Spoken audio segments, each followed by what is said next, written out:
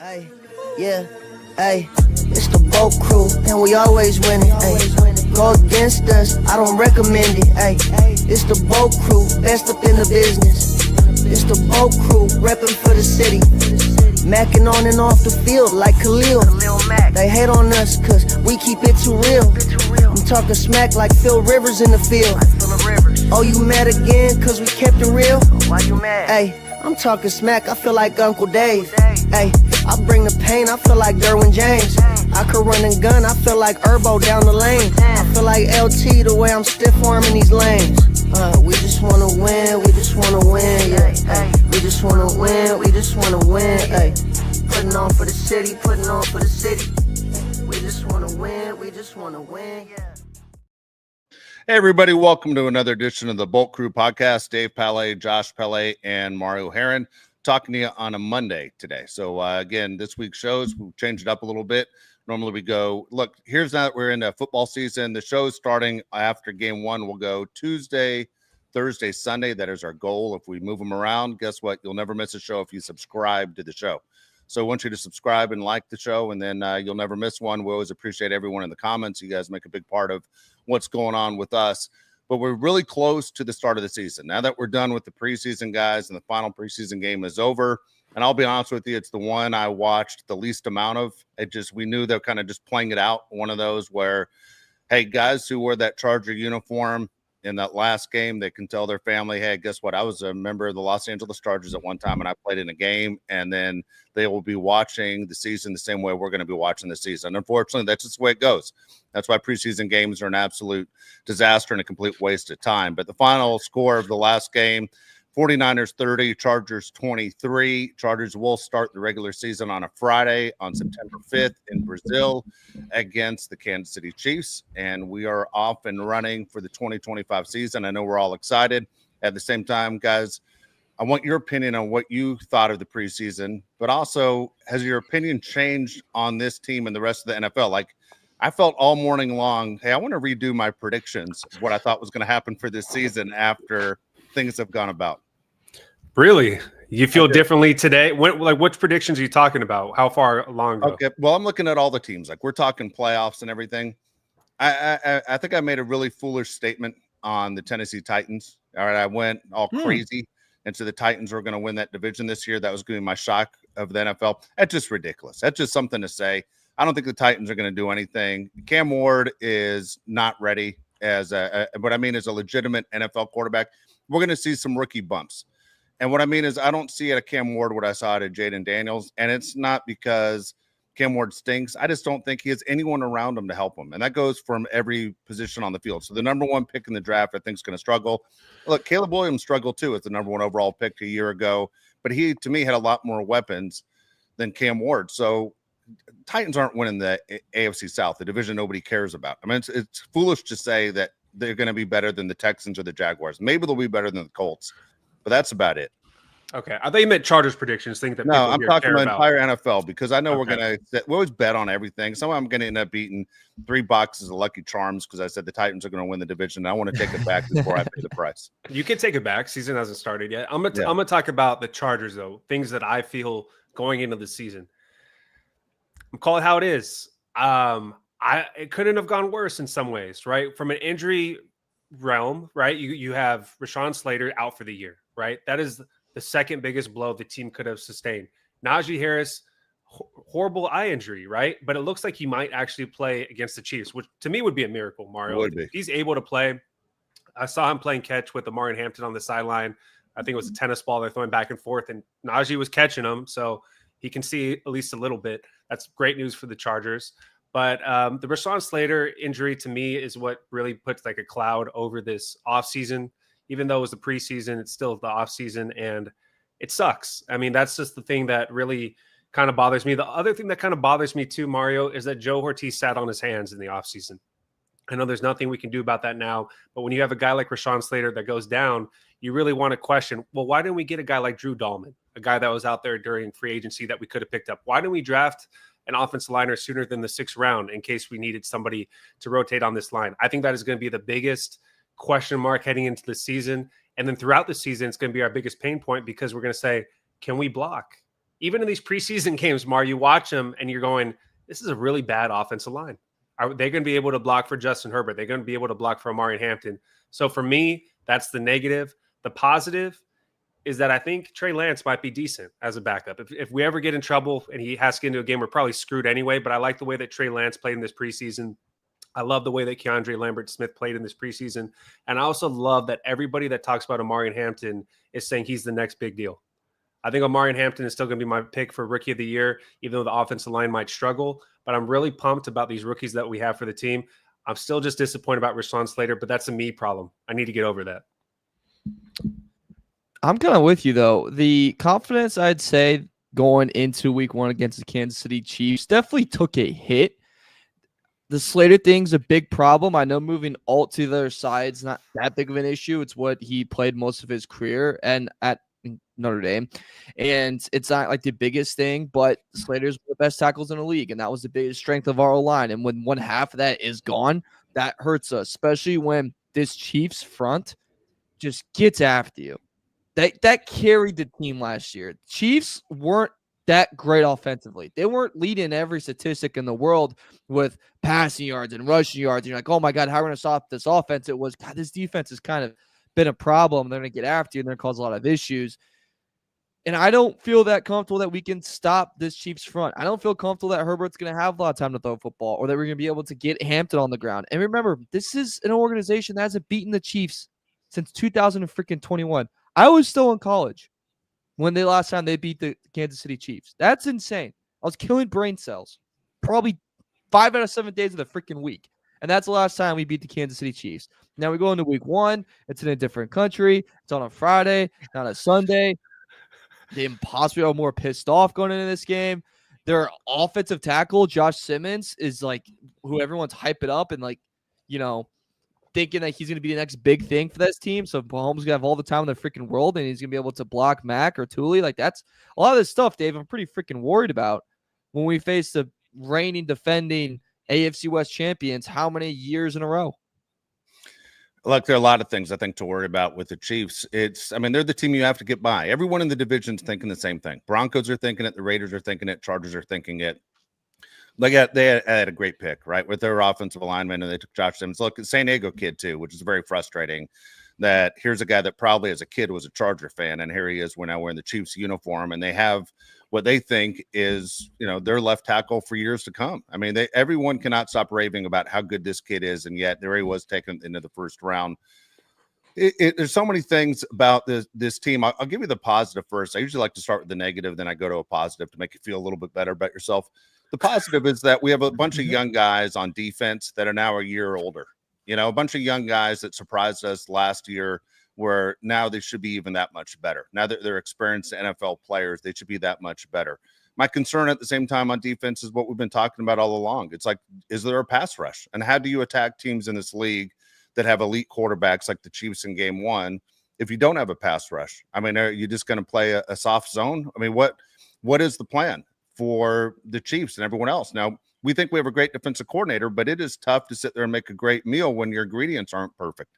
And that's what the Chargers are going to have to do against one of the better teams in the league in week 1 when they face the Chiefs. So I do have a concern about how they attack. That's why I really wanted to see them be one of the teams that is making a move for a possible trade. I didn't think Micah Parsons would be an opportunity, and he's still out there, or Trey Hendrickson, and we'll get into where he might land. I just don't think the Chargers are going to do this. Joe Ortiz is the opposite of A.J. Preller in baseball with the Padres, where he just basically runs that credit card debt all the way and maxes it out, and end of the month hopes to pay it off. Ortiz is the guy that has a credit card debt of 0, and his 401k looks good, and if he had to retire today, he could retire today. He is extremely conservative on what he does with his draft picks and his salary cap money, because no team has ever held on to their money the way the Chargers are right now. And that's what's frustrating, that there are holes. It's not like we have a perfect team and a roster that you go, we're all set. It's not that team. But yet you aren't spending the money. And the only clock that really matters is Justin Herbert. And the fact that Justin Herbert continues to age and you aren't putting the best team around him that you possibly can is frustrating. The offensive line, losing Slater, is devastating, because all we had was 2 offensive linemen that we trusted. We had 3 guys we didn't trust at all. Now we have 4 guys we don't trust. We have 1 guy. I mean, if you're an NFL team that's going after the Chargers. You're just saying everything's going to be basically away from Joe Alt, and we're going to attack someone else. And we feel pretty good. We can sit there and throw a bunch of different schemes at the Chargers offensive line, and we think we're going to be okay. All you have to do is stay away from Big Joe Alt, and you should be all right. Yeah, I worry about the Najee Harris thing, but the thing is, Najee Harris wasn't going to be the number one back this year. We knew that when they signed him. Hampton, as Josh said, everything you're hearing about him is outstanding. People cannot stop singing his praises, and that goes for teams in other organizations or players in other organizations saying how good he's going to be. I'm excited about it. I'm excited about our young tight end. I'm excited about our young receivers. I think this is going to be a really good team. So I'm not sitting there saying we have no chance. That's not what I'm saying at all. I'm just saying we aren't as good as we possibly could be. Yeah, I trust Mekhi Becton. I hope you do too. I'm not going Mekhi. Sure. Yeah, winning the Super Bowl is not a big deal, right? Doesn't matter. Blocking for the guy that won Offensive Player of the Year, that doesn't mean anything. You can say whatever you want. He wasn't the best offensive lineman on that team. I just don't know. They got 2 Hall of Famers probably on that offensive line. Yeah, they do. Yeah. That's a terrible argument. Greatness. So you didn't learn from that? Yeah, you bet 6 for the 1927 Yankees. Doesn't mean you suck. You're on the 1927 Yankees. I'm saying you're one of the guys. Now we're asking him to be Lou Gehrig. Like, dude, I'm not asking him to be. Look, this to me is one of the biggest problems with the offensive line and fans like you. Okay, we're not asking people to be Superman. We're asking people to do their jobs. Okay, and I'm telling you they can't do their job. Mekhi Becton. What makes you believe Mekhi Becton can't do his job? I think. Give me one reason. Okay, I don't want to. You don't have one. Yeah, no, I'm not gonna. I don't look. I'm afraid of jinxing it. Okay, with Mekhi Becton, he was available for a reason. Let's just leave it that way. Look, I'm not saying he's Zach Martin. Okay, he isn't. That's my whole. Look, he couldn't play tackle at the level that he was supposed to be playing at when he was drafted as a first-round pick. So they moved him to guard, and he did a good enough job to help them win the Super Bowl. That's all that we want as Charger fans is to do your job at a good level. Like, we're not telling you to be less than average. We're not telling you to be the best player in the league. We want you to do it at like a better than average level. That's all this offensive line needs. That's all that Justin Herbert needs is people that can sustain blocks. Like Bradley Bozeman, if Bradley Bozeman and Zion Johnson were average this year, it would be a massive win for this team. But that's asking a lot for those two guys. Your QB is good enough where you just need to be a little bit above average or average, and he will take care of the rest. If Becton can do that, if Zion Johnson can do that, if Bozeman can do that, then this O-line is going to be perfectly fine. Then they're going to be exceptional. And by the way, we do this a lot, like before the season, when we say that, oh, this offensive line is going to be terrible, this offensive line is going to be terrible, and they end up being pretty damn good. The Washington Commanders, that was a big thing against them. Last year was they're not going to be able to block, a kindergartner coming through.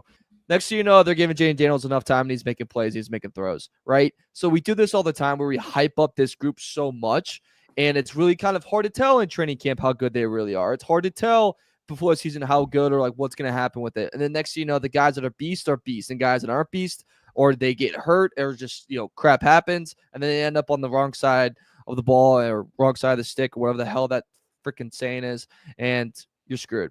I don't think that's going to happen with the Chargers. I think Becton's more than serviceable. All right. Look, man, I hate being negative about this team before they even played a game. No, right? you don't. You like it. No, you I don't. don't. Yeah, Honestly, just... I don't. I do usually like pushing buttons, but not when we're all rooting for the same team. Okay, and we're all rooting for the same team. There are a couple of punks, I'm sure, in here from Kansas City and Denver that are rooting against us. JT's probably in here sitting there cracking his knuckles, laughing because now he's a Bronco fan. But that's fine. All I'm saying is this. I'm worried because I don't think just being average is good enough because the guys they're going against aren't average. The guys they're going against are exceptional. I mean, there's some guys on the Chiefs who are exceptional. There are guys on the Broncos, number one defense, exceptional. Same thing with the Raiders. You got to be better than average. This is the problem, though, and you're 100% right. You do need to be better than average to be good, be a good team. But the problem is the Chargers did not spend money in free agency to get players that are better than average. They did not draft anybody high enough in the draft that will be better than average. So that is a Joe Ortiz problem. I'm not ready to write off his team, but for asking Bradley Bozeman or Zion Johnson to be substantially better than they've been is asking too much. It's the Gerald Everett situation. It's the Will Disley situation. You have backup tight ends. Oh, we need this guy to, catch 5-6 balls a game. He's a backup tight end. Why don't we get somebody on this team that's an actual tight end one? That is my number one issue during this offseason. We did not spend the money or draft players high enough to be substantially better on the offensive line. Now you have something that happens with Rashawn Slater that nobody saw coming, even though this is the second time he's going to miss a season, and you're kind of screwed. You're kind of screwed because I trust Mekhi Becton, I trust Joe Alt, and then we have 3 massive question marks. And to answer somebody's question a second ago, I don't trust Trey Pipkins. I don't know why anybody would. Seems like a great guy. I wouldn't ask him to protect my grandmother inside of a Walmart. I don't know what to say to you. But like you said, all we need is these guys to be just good enough. That's all you need. Just want you to be good enough. The offense will take care of itself if they are. And to your point, there was targets that they could have gone after if they wanted to in free agency to get better, and they did not, because the Chargers believe in we get our talent, we home grow our talent, and we develop within inside our own building. That's their motto. That's the way Harbaugh does business. That's the way Joe's going to do business, and that's the way this franchise is going to go to move forward. The shocking fancy trade is not going to happen. The Tom Telesco trading for Khalil Mack, that's not going to happen. The J.C. Jackson trade, that's not going to happen. That's just not their ball game. That's just not their type. They play the game acting like they have a very tight wallet, Dave, and whether that's true or not, that's just how they're doing business. And if it works, great. If you draft well, nothing else matters. But if you draft poorly, your team falls apart no matter what. Dude, at some point, you have to sit there and spend the money to take that extra step. I mean, look, I love Jim Harbaugh. I'm glad he's here. You know, I'm more excited about him being a head coach in this organization than anyone else they've ever had. And that goes for Marty or Don Coryell. But, dude, he still hasn't won a Super Bowl. Has Ortiz won a Super Bowl? Because eventually you can't just sit there and say we're going to be a solid B-plus organization. We're going to go for it. We're going to put our chips in and we're going for it. We're taking that extra step. I always compare the Chargers to the other top teams in the league, right? The Eagles and the Chiefs and the Bills and the Ravens. If you had a huge weak point on your team, wouldn't you address it? Like, we know the Chiefs would, we know the Eagles would, but the Chargers seem to kind of ignore it. And then people are going to say, well, we brought in Andre James. Andre James is at the same exact level as Bradley Bozeman and Zion. That's the problem. They didn't bring in anybody that's better than what we already have. Mekhi Becton, that's great. He fills a hole, but we still have two weak points on the offensive line.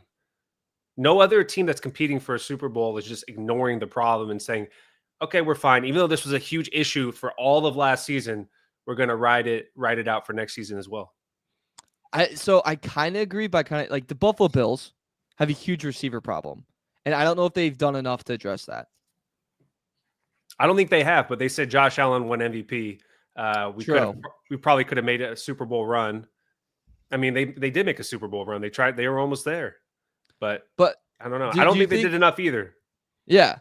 I think every year, obviously every organization goes, we have a weak point, and can we just manage it?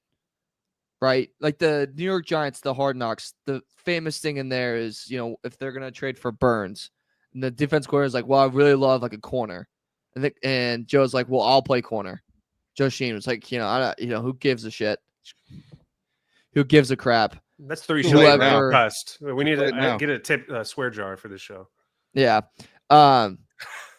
Who cares? I'll do it. Like, that's the type of mentality some of these guys have, is like, what position can we kind of get by, or just kind of put a Band-Aid over and get through the year, and then next year we can address it, or sometime in the future we can address it.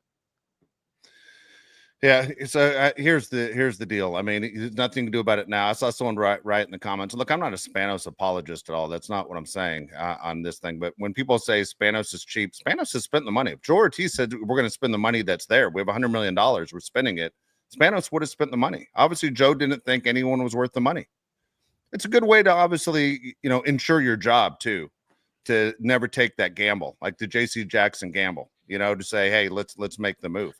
But teams do make the move. Teams that are this close make the move. We've seen it all before. If you're, by the way, I don't know if you guys have watched, I hate the Dallas Cowboys. They're number 32 on my favorite teams, basically. I can't stand them. I always hated the Dallas Cowboys. It's a great 8-part series on Netflix that I watched in like 9 hours. It was great, wasn't it, Mario? And I knew 90% of the story. But, dude, what did they do? They went and got Charles Haley. They went and got Deion Sanders. They went and spent the money to put them over the top that equaled 3 Super Bowls. Going into this year, before this year, I would have agreed with everybody out there that says Spanos isn't spending money. Spanos is giving them the leeway, I believe, to spend the money. They got the new facility. He spent the money on Jim Harbaugh. Go get the players. You had $90 million in cap space. You gave it to a left tackle who unfortunately is going to miss his second year. I consider him injury prone at this point. I would have given him the money too. I would have given Rashawn Slater the money to lock him up. Nobody thought he was going to miss a second year. I don't think anybody thought that was going to happen. But you go into the season and you have to listen to Jim Harbaugh tell you, hey, Mario, I believe in Trey Pipkins. And what are you thinking in your head? You're going, well, I don't. That's great, Jim, that you believe in him. But I feel like you're insulting me as a fan by saying, I believe in Trey Pipkins. I believe in Zion Johnson. I believe in Bradley Bozeman, because if Justin Herbert's on his back 5 times in week 1 against the Chiefs, you're going to say, well, why are we going into the season with the same guys we had last year? It's just, I know we're beating a dead horse talking about the same point over and over again. It is just my biggest concern going into this Chiefs game. Things that I like about this team, Mario, I do like the rookies. I think Trey Harris is going to be very good for us. I think Keandre Lambert-Smith could have a better season than QJ. And I think there's other rookies on this team too that are going to make a difference. But I don't like the thought of putting all your chips in on rookies. I don't know how many teams would do that. I don't think any team that competes for a Super Bowl is saying, we're just going to put all of our stock into the rookie class. I don't think it's a sustainable model. There's no way every rookie can be Ladd McConkey. There's just no way. It just doesn't happen. If you're pulling that off where just every single one is playing at the best and the highest of level and setting records, then you have the golden ticket. I don't know what you have, but you have the insight of just predicting the future. And then you should probably go to Las Vegas and start betting because luck's on your side. And when you rely on all these rookies, in reality, what would you guys even say the percentage of guys every year that turn out to be very good in the NFL? Like what? Out of all your picks, like on the 7 picks, What's considered very good? like A Pro starter? Bowl, starter, Oh. Pro Bowler for many years, like you hope to. No, do you hope 1 from every draft? Yeah. So, Yeah. and that's to your point, when you have to lean on rookies like that, you're really banking on 3 out of these 7 guys are starters or Pro Bowlers. And you're like, that's a big ask. That's a tall ask. Dude, I think to get going even further, if you have 7 picks in a draft, you're hoping that 3 of them are starters, like Yeah. as rookies, right? Yeah, You're that's a praying. successful How draft. can you win that way? Name one team that does that. We're not going to spend money, but we're going to rely on starters. I mean, rookies to start and win. It's hard. I feel bad for Justin Herbert. Been saying it for years. It's never going to change until Justin Herbert says something, and he needs to say it publicly. I'm sorry. You know, people could sit there and go, "Oh man, look at this guy. He's causing problems, dude. We aren't winning playoff games."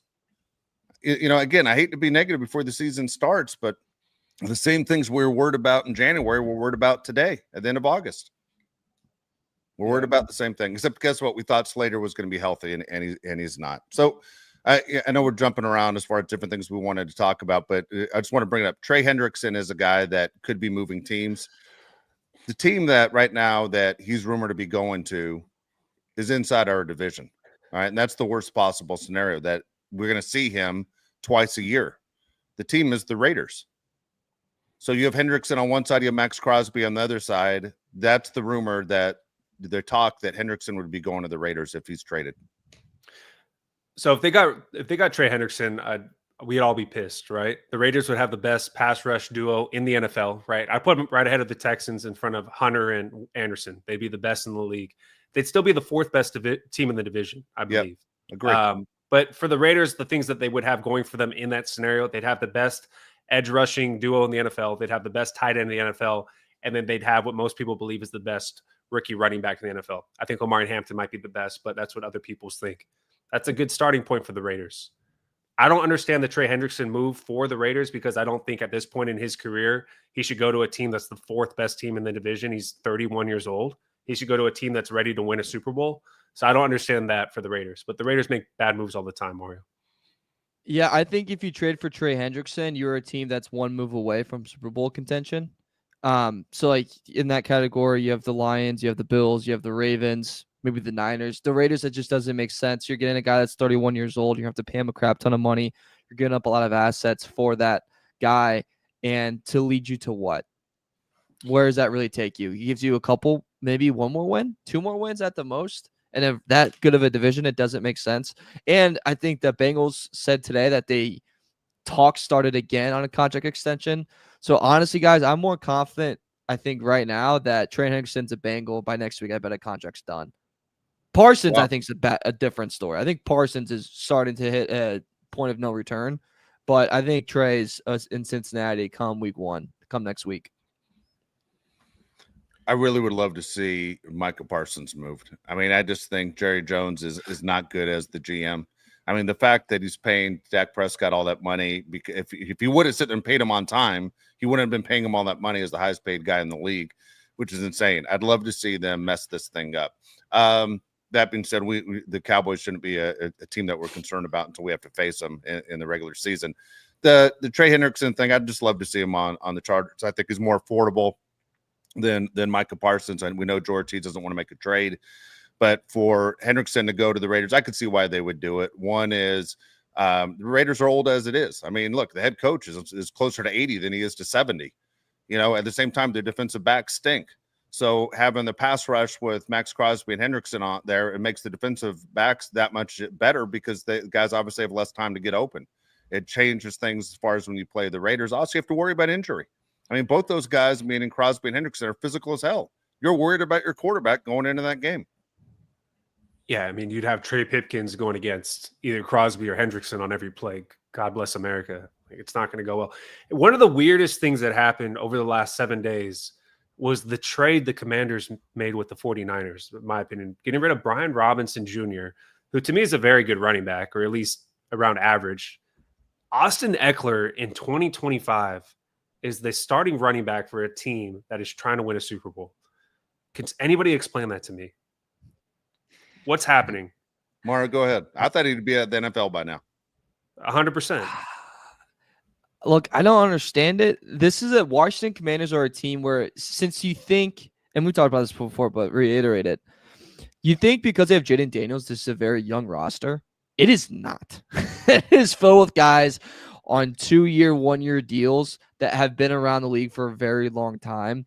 And Austin Eckler is just another guy that's thrown into that mix. Deebo Samuel's a little bit older, I would argue, past his prime.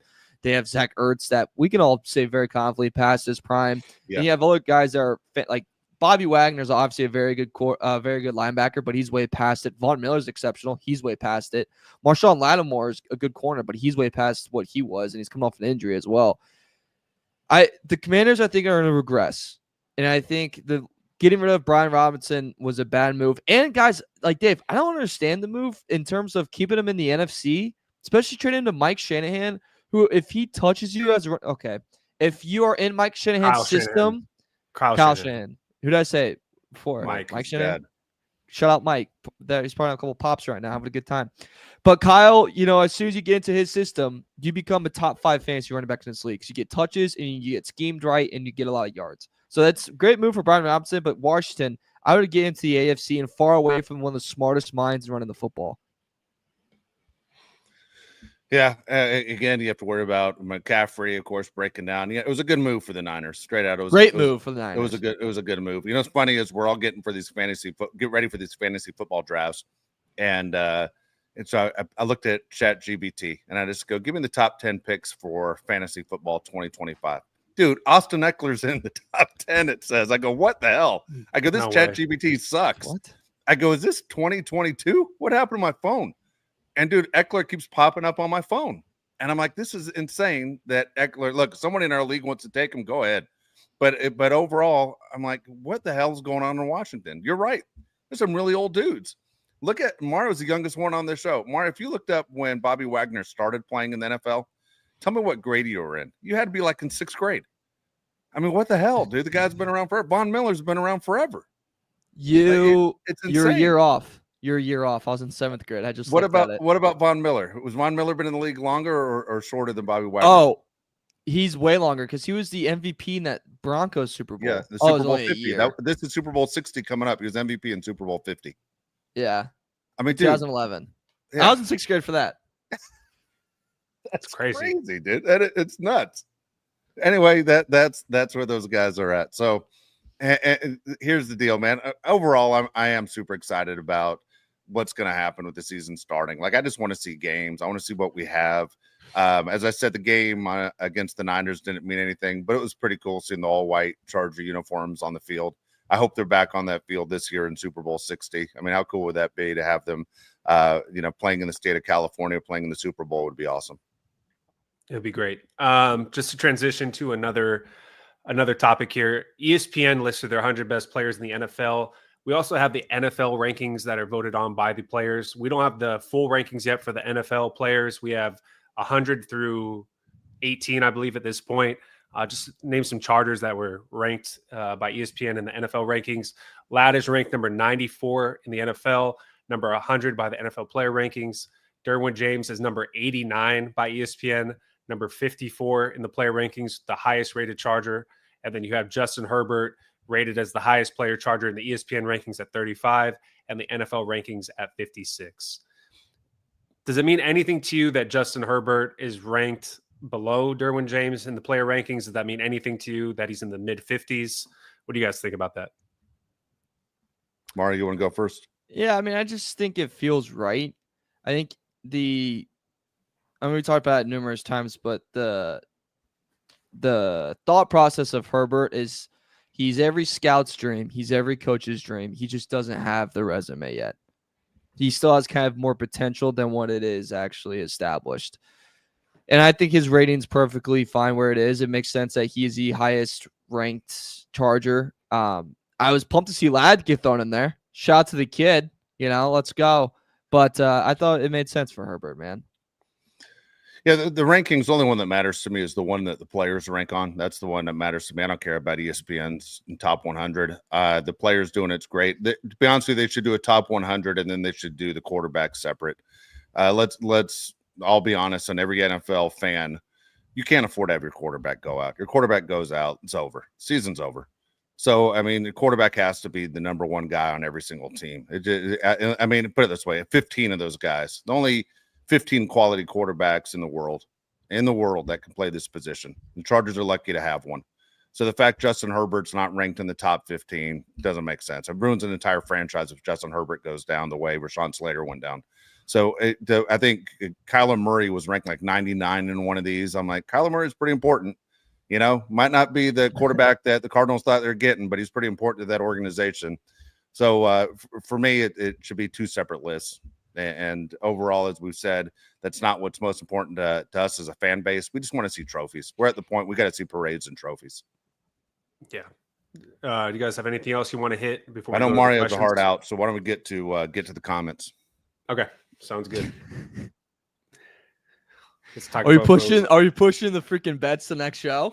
Yes, we're pushing. Yeah. All right. Dude, we got 3 shows between the next game. Yeah, so we got to make stuff work here. All right, Young West, $2. If you were GM, would you cut Colson to keep Wax? It's a fair question. My answer is no. I would keep Junior Colson just because I feel like you have to at this point. But I will be cutting Junior Colson after this year if he doesn't play a lot better than he did as a rookie. And he's already re-aggravated the same injury he had last season. It's just not looking very good for Junior Colson. I would try to keep Wax on the practice squad. He'd probably get picked up because he had such a good game against the 49ers, and he looks like he's a player. I think Caleb Murphy is a guy that's going to make this team. I don't know how many roster spots they're going to have on the defense. Would you cut Junior Colson? I'm not cutting Colson. I don't think the organization is either. That's really early to give up on a third-round pick, especially when a guy that has this big of a connection between Harbaugh and Jesse Minter. I think he's going to get, like you said, Josh, probably another year. If this season's even rough, I still think he'd go through all of training camp next year, and then they'll make a decision if he's going to be on the roster or not. But this early, no. These GMs, man, Dave, I mean, you've been around this league for a very, very long time. They don't like to give up on guys they drafted, especially a new GM. They're not going to admit that L unless they really, really have to. Yeah, they don't want to admit it at all. The deal is I'm always for cutting ties sooner than later. You just sit there and go, it's not working. We made a mistake. But you're right. It's all about pride. It's a lot easier to cut an undrafted free agent than to cut a guy you took in the 3rd round. I just don't want to see Colson be a QJ thing where you just keep the guy around because this is the year. Look, man, if he can't do it in year 2, that's enough. I've seen enough. They've seen enough. Let's be honest with ourselves. What are we doing here? Now he's just in the way. Now it's just sad. AK 499 says, I want to start. Uncle Dave, I saw the picture with Mama Rita at Dodgers game. I love it.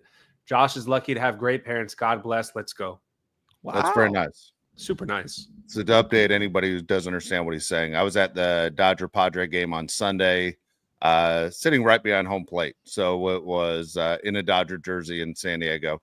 Got a couple FUs thrown my way. Most of them I think were in fun, just an FU palais as I'm walking up to use the restroom, and I got about 6 of those. But one guy super upset. One guy carried a little bit too far. Where Freddie Freeman hits a home run, I do the whole big standing thing, like Freddie's going to acknowledge me, which he didn't. It wasn't like the movies. He just points in the crowd. It wasn't one of those. There were a ton of Dodger fans there. But the guy to my right in a Padre camo jersey, which is great. A lot of FUs and serious ones, like screaming nonstop. So mad he ripped his jersey off the middle of screaming FU at me. Yeah, with the wife beater underneath and a bunch of tattoos. Pretty That upset. makes sense. There it is. Yep. The wife That beater. checks out. Yep. There it is. That's what I should have said. And there it is. Yep. All right. Victor Correa 499 says, Josh, did you and your wife finish Sopranos? If so, what did she think about the way that it ends? And she's right next to me right now. She's not looking at me. It's fine. She loved it. And I think she said Sopranos might Wait, be. did her you watch favorite it? show. Did you finish it? Yeah, we did finish it. Damn, dude. I know. Dude, I asked the same question, Victor. I asked the same thing. I said, you got to call me after it's over. She had a friend in town that just left an hour ago, so we haven't had the time to, Okay. conversate gotta about this. But I want to get on this conference call. dude, she audience keeps talking gets about whacked. it to me though. So she loved it. She said it might be her favorite show of all time. She didn't understand what happened the first time around with the music, and then we watched it back, and it made sense because of the words. Don't stop believing. But I thought it was cool. I mean, I know Dave thinks it's one of the best endings for a show ever, right? It's genius. It's genius. Half the people think he died. Half the people think he's still alive. Genius. Yeah, it's just so confusing. It's and my favorite episode is the second to last episode, titled "The Blue Comet." I know the title. I know every episode, man. The second to last one's my favorite episode. When Phil gets his head run over by the car. Guy throws up in the parking lot. It's outstanding. It's hurt me when Syl dies, or he's in the hospital. We don't know. Yep. You don't know, yeah. Didn't look He's too my good. favorite character. It didn't look too hot for the kid. Yeah. AK 499 says my prediction week 1 is Taylor Swift 17, Madison Beer 31, Justin Herbert 325 yards, 3 touchdowns, KLS 101 yards, 2 touchdowns. Wow. Yes, I said it. I'm not afraid. We are the storm. I've never once heard "We Are the Storm," but I like it. Whatever it's works. I really do hope that they have like a graphic instead of the Chiefs and Chargers logo. It's just Taylor Swift and Madison Beer. That would be funny. I would love that. I'm like, there we go. Let's lean into it, fellas. Yeah, I love the Herbert numbers. None of those would surprise me. The KLS numbers would be insane. Everyone would be picking them up in fantasy football. It would be crazy. Yeah. How do you spell yards right once, but get it wrong the second time? I don't know. Fat fingers? I don't know. True. Seth Nazari, $10, says first team offensive line is bad. Second team offensive line is built for high school games. We need help. Joe Ortiz won't trade or spend money. We're going to need quick passes to 13 and 15. Herbert needs to run more. No other option. I hate that he's right. I hate that I agree with him. I think Justin Herbert is going to run more, whether this team is going to be better on the offensive line or worse. I think that's definitely one of the plans going into the seasons to have him run more. He's probably just going to run more than you'd like him to. I think Keenan Allen is going to help a lot. He's a guy that's really good at sitting inside of a zone. I don't know how many guys we're going to have running 25 yards down the field tomorrow, because I don't know if Justin Herbert's going to have a lot of time to throw the ball down the field if the offensive line is getting beat up throughout the game. It could be a rough go. It could be tough. But hey, if our rookies pan out, if we get 2 more lads, we don't have to worry about it. They'll create separation. They'll be open. It'll be fine. It'll be fine. Dude, those the guys on the sideline, for people who aren't aware what they are, they're the clear big circles, half circles, and they're holding them up, and they basically pick up on the field, mics is what it is. So you can hear what's going on in the huddles and all that stuff when they make, highlight videos. All that stuff's pretty cool when they give you inside information. I have a feeling the Charger one when they're holding that thing up and you get it at the end of the year, every time Justin's running, all you're going to be hearing is S word, S word, S word, S word, as he's just running, trying to get to the sideline. I think there's going to be a lot of running and a lot of cussing. Dude, damn it. I hate that you guys are right. This, as long as he doesn't get hurt. God dang it. All right, Miguel Alvarez, 499, says, can't wait for the season. We'll be watching with my newborn. By the way, we are naming him Maximus Miguel. Have you guys done have you guys done record predicting yet? Yeah, we have. We did it a while back. We did. Find that episode. I believe I have the Chargers going 11-6. Should we do it? We should should we recap do it the whole again? thing just to let everybody yeah, I'm all for it going again, but we should let everyone go into the season what our predictions were, just to catch people up to date, which guys make the playoffs and what the Chargers record is. They were 11-6 last year. I think I had them at 12-5. Yeah, you did. I think I had 10-7. I want to You say. did. Yeah. You're right. Next one comes from Justin Herbert, 199. Says, do you think Madison Beer is using Justin Herbert for clout? What do you think, Mario? I mean this in the nicest way possible. If she's using him for clout, she chose the worst QB in the NFL to use that for. Guy doesn't do anything. He doesn't go to any awards. He's not very, outspoken. You're not going to see him at every popular event. He's not at the whiteout party that Mike, whatever his name is, has in the Hamptons. He doesn't do that. So if she's using him for clout, then she should fire her PR person for picking the worst quarterback at marketing. He should have gone to Josh Allen, would have been a good one. Jaden Daniels, if you just want to, while iron's hot type of thing, go over there. Maybe Caleb, a little early on it, but, could work out. Aaron Rodgers. If she is, good for Justin. Honest to God, my life goal was someone to use me for clout. Never happened. Fair. Honestly, it would have been worse. It would have been worse if she would have done like Brock Purdy. He's like the whitest dude in the NFL. He's gonna get rich and just buy a Lululemon, like nothing designer, and they're like, all right, well, this guy's not marketable. This guy's just freaking rocking Lululemon all the time. At least Burrow's wearing some highlighter bull crap every weekend. You're like, what the hell is that? It's like some flour from Arizona. Victor Correa, 199, says Pine Barrens is the best episode. I don't know what the episodes are titled. What is that? I believe that's the one where they're chasing the Russian guy through the woods, where it's remember, and Paulie loses a shoe. Yeah, great episode. Yeah, and you're thinking he's the guy's a alive, decorator. like, he's gonna kill him, like you're freaking out, like he's gonna kill him. He's gonna jump out and kill him. All right, you got a rant in 2 minutes or less. Yeah, I got a quick rant. I'll go with the fast one. Is here's the deal. When people come up to you and they start a conversation, there is two different ways to start a conversation as far as it's going to go well, it's not going to do well. And for me, I'll tell you right now, I do it all the time. And Josh is probably a judge because he's heard it his whole life. When I start basically I walk in the room, Josh, and I go, you want to hear something crazy? It's going to be good, right? Yeah. It's going to be good. If I say to you, hey, man, you want to hear something crazy, dude? I'm about to tell you a story that's going to knock your socks off, and you're going to laugh or you're going to go, oh, my God, I can't believe that happened. All right. That being said, the worst way to ever approach any human being ever is, do you mind if I give you unsolicited advice?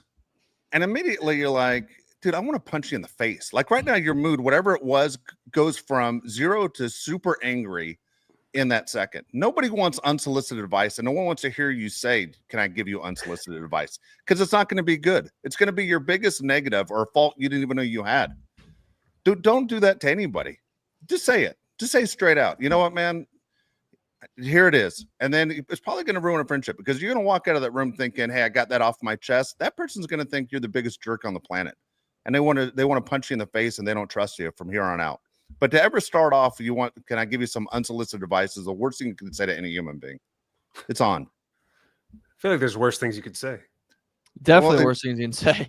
Oh, really? Let's throw a couple at me. Let's go. F you is worse. I like you. F you. F you is clean. I know where you stand. Unsolicited advice means, man, you've been thinking about this for a long time, that I'm a piece of crap or I'm a loser. There's worse. It's not things. good. Come on. All right, hold on. We have one more comment. I don't know what this means. If either one of you knows what this means, explain it to me. Justin Herbert 199 says, when they play Chiefs, it will be Taylor versus Swifty. What does that mean? Taylor versus Swifty. Taylor. Like versus- everything will be Taylor Swift. Like, basically, Madison Beer won't be part of this. I couldn't care less. Does anybody care about this Taylor Swift Madison Beer thing? I don't really just win the care at all. game. Can we block for Justin Herbert? That's what I care about. Yeah. I don't even. Yeah, the Madison Beer is also not as famous as No, but Like, if you had to like see what, if you anyone got a on half chance the to see team. one of them naked, which one are you choosing? Jesus Christ. Yeah, beer. You going beer? Not even close. Yeah, I'm with Josh. I'm gonna defer to don't- the second half. That's what guys think. Football and nude chicks. That's what guys think. Just Yep. broke it down. There you go. You got a little bit of everything in this episode. Why don't you sign us off, Dave? All right. There you go. We just gave a reason to like and subscribe to the show. Some of you. The normal ones. Angie's disgusted. I know. I'm sorry, Angie. God dang it. This is why all Leah right. blocked us. Yeah. All right. Please like, subscribe to this stupid show. We're going to be back. When are we back? I say we come back tomorrow. Mari, can you go tomorrow? Let's go right You after the said cut. Wednesday. You said Wednesday. All right. We'll go Wednesday. We'll give people 24 hours to think about the cuts, but the cuts are coming down at 1 o'clock tomorrow. All right, fine. Well, 1 o'clock, 3 o'clock. I can do that, I think. All right. We'll see. Be ready to go tomorrow just in case. All right. Otherwise, All we'll right. see you Wednesday at 1 o'clock. One time. or Do another. it live. We'll do it live. F it. All right. For Mario Heron, Josh Pele, I'm Dave Pele. Thank you so much for joining us on the Bolt Crew podcast. We'll see you on the next show.